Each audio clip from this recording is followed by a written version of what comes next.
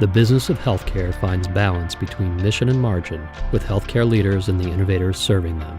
Subscribe for free at bohseries.com. A clinically integrated network is a legal structure enabling independent providers to negotiate and contract as a group with payers without violating Federal Trade Commission antitrust and stark self-referral regulations. The CIN concept emerged from a joint Department of Justice and Federal Trade Commission 1996 policy statement. Subsequent policy statements and litigated cases led to a safe harbor framework for the formation and operation of a CIN.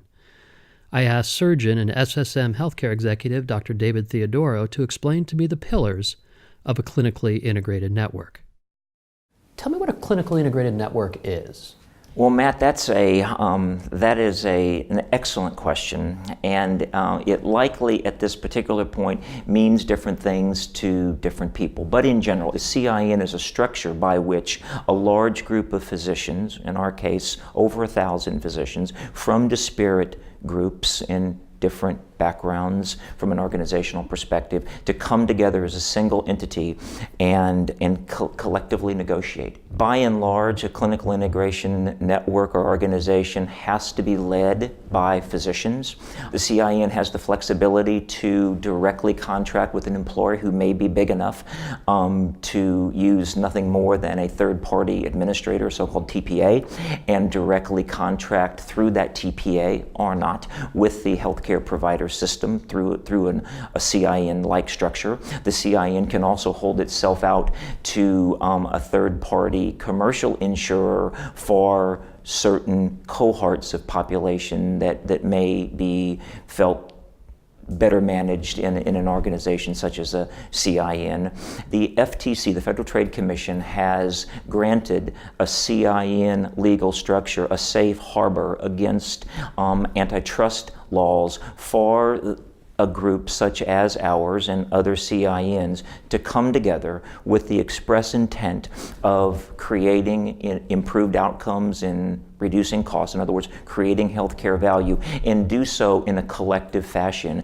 The fundamental goal of either an accountable care organization or a CIN is to lengthen the time frame that the provider and the provider systems are held accountable from a clinical outcomes, from a economics outcome, and from a safety outcome. And so yes, at the center of a CIN are agreed upon clinical and administrative metrics to monitor and define performance improvement, a monitoring system that actually from a physician-specific level will monitor and be able to